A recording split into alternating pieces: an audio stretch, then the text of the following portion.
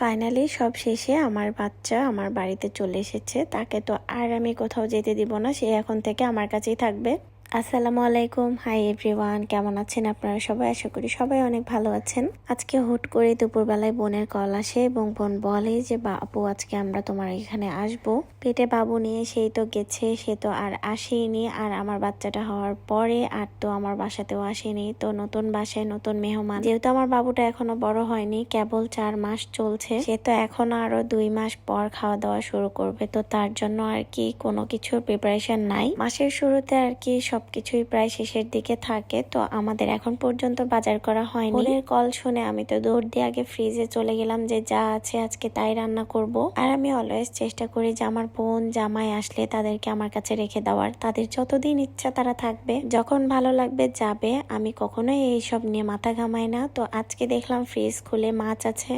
তো কথা না বলে আমি তো মাছ বের করে ধুয়ে সুন্দরভাবে পরিষ্কার করে নিয়ে এখন আমি মাছগুলোকে মাখিয়ে নিচ্ছি ভাজার জন্য। খাওয়া দাওয়া নিয়ে তেমন একটা আমাদের কোনো প্যারা নাই, কারণ আমার হাতের যে কোনো তরকারি যে কোনো কিছুই আমার বোন জামাই খুবই পছন্দ করে। এই জন্য আর কি এটা নিয়ে মাথা ব্যথা না করে আমি তো ভাবলাম যে তাহলে যেহেতু মাছ আছে তাহলে মাছটা রান্না করি।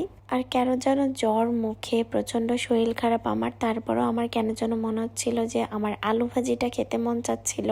তারপর আমি সবগুলো উপকরণ কেটে নিয়েছি, এখন রান্না করার পালা। তো মাছগুলো ভেজে নিচ্ছি। জানি না হঠাৎ করে কেন এত অসুস্থ হয়ে গেলাম, নিজের কাজগুলোও করতে পারছি না, তার উপরে অনেকগুলো কাজ পেন্ডিং পড়ে আছে।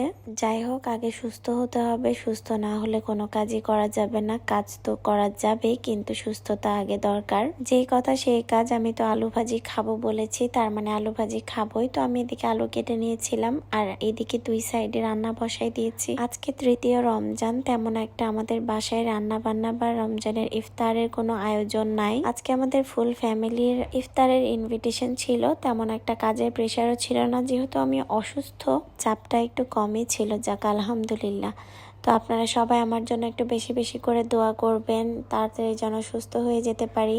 আমি অলওয়েজ মাছ রান্না করলে টমেটোটা একটু বেশি দেওয়ার চেষ্টা করি, আমার অনেক ভালো লাগে। 2 চুলাতে 2 রকমের রান্না বসাই দিয়েছি। আজকে তেমন একটা আমি প্রিপারেশন নিয়ে রান্নায় আর কি এসেছিলাম না। বোনের কল শুনে চলে আসছি যে না, যাই আছে তাই রান্না করে আজকে ওদেরকে খাওয়াবো। খুবই শর্ট প্রিপারেশন আজকে রান্না করছি। আপনারা আমার রান্না দেখলেই বুঝতে পারবেন আসলে অসুস্থতায় যা রান্না করতে পেরেছি এটাই করেছি।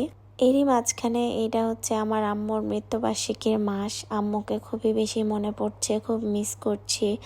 আম্মুকে কেন যেন অনেকটাই বেশি মিস করি এই মাসটাতে। ওইসব দিনের কথা বারবার মনে পড়ে যায়, কিভাবে ওই দিনটা কাটিয়েছি, কিভাবে আমার আম্মু মারা গেছে, কিভাবে কি হয়েছে। সারা বছর যাই হোক না কেন এই মাসটায় প্রত্যেকটা দিন আমার আম্মুর কথা অনেক বেশি মনে পড়ে, খুব মিস করি। যাই হোক, কপাল অনেক ভালো যে এই মাসটাতে আমার মায়ের রেখে যাওয়া ছোট বোনটাকে কাছে পেয়ে সময়টা একটু ভালো কাটাতে পারবো। আমার ছোট বাচ্চাটাকে নিয়ে আর কি আমার দিনটা ভালো যাবে।